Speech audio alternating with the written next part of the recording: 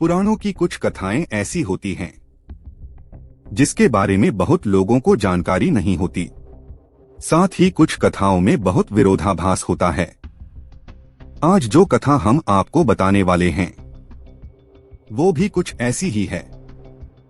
ये कथा है उस घटना की जब दो महाशक्तियां श्रीगणेश और महावीर हनुमान आपस में टकराए। पौराणिक कथाओं के अनुसार गजासुर नामक एक असुर था जो महिषासुर का पुत्र था। जब माता दुर्गा ने महिषासुर का वध किया तब वो अपनी माता के गर्भ में था। जब उसका जन्म हुआ तो उसने अपनी माता से अपने पिता की मृत्यु का कारण पूछा।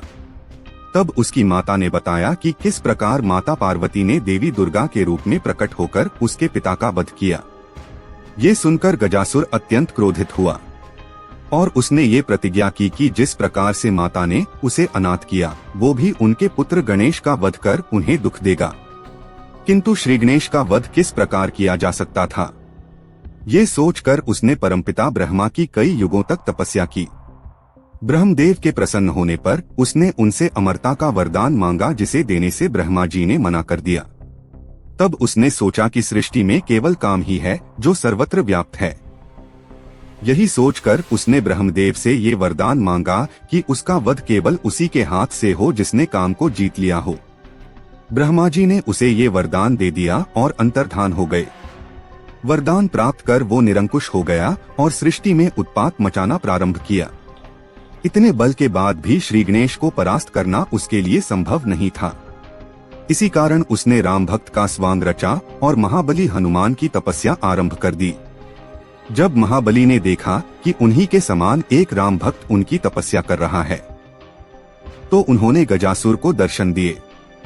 गयासुर ने उनसे वरदान का वचन लेकर कहा कि शिवपुत्र गणेश श्री राम की सदैव अवहेलना करता है। मैं चाहता हूं कि आप उससे युद्ध कर उसे मृत्युदंड दें। हनुमान जी वचनबद्ध थे, इसीलिए वे श्री गणेश से युद्ध को चले। मार्ग में उनकी भेंट देवर्षि नारद से हुई। उन्होंने देवर्षि से पूछा कि क्या वास्तव में गणेश रामद्रोही हैं। देवर्षि स्वयं चाहते थे कि गजासुर का विनाश शीघ्र ही हो। यही सोचकर उन्होंने झूठ तो नहीं बोला पर बात बदलकर कहा कि गणेश तो सदैव शिव भक्ति में लीन रहते हैं।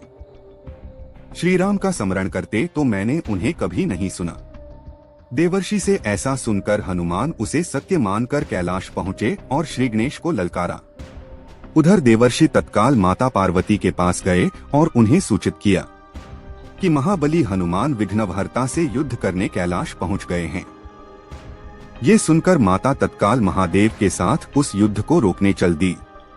उसी समय गजासुर ने उनका मार्ग रोका और हंसते हुए कहा कि हे देवी, जिस प्रकार तुम्हारे कारण मैं अपने पिता के लिए तड़पा हूँ, तुम भी आज अपने पुत्र के लिए तड़पोगी। ये देखकर उसका अंत समय जानकर महादेव उसके वध को प्रस्तुत हुए। उधर हनुमान जी अपने पंचमुखी स्वरूप के साथ श्री गणेश से युद्ध करने लगे।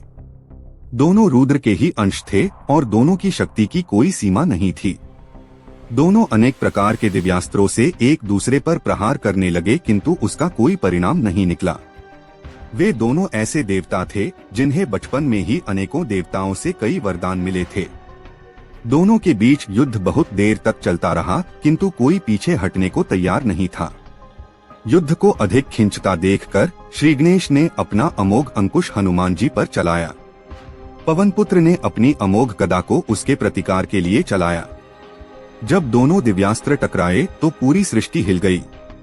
उसी समय श्री गणेश ने अपनी सूंड से हनुमान जी को और पवनपुत्र ने अपनी पूंछ से विघ्नहर्ता को इस प्रकार जकड़ लिया कि दोनों युद्ध लड़ने में असमर्थ हो गए। उधर गजासुर काल के वश में आकर महादेव से टकराया। सृष्टि में महादेव ही ऐसे हैं जिन्होंने काम को जीता हुआ है। यही ब्रह्मा जी का वरदान भी था। उस असुर का अंत समय निकट आया देखकर महादेव ने तत्क्षण अपने त्रिशूल से गजासुर का मस्तक काट लिया।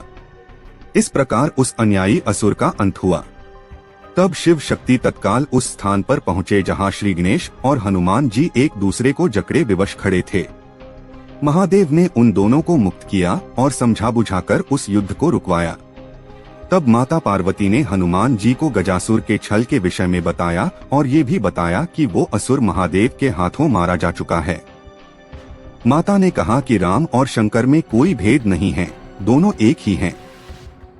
जो दोनों को अलग समझता है उन्हें किसी की भी भक्ति प्राप्त नहीं होती।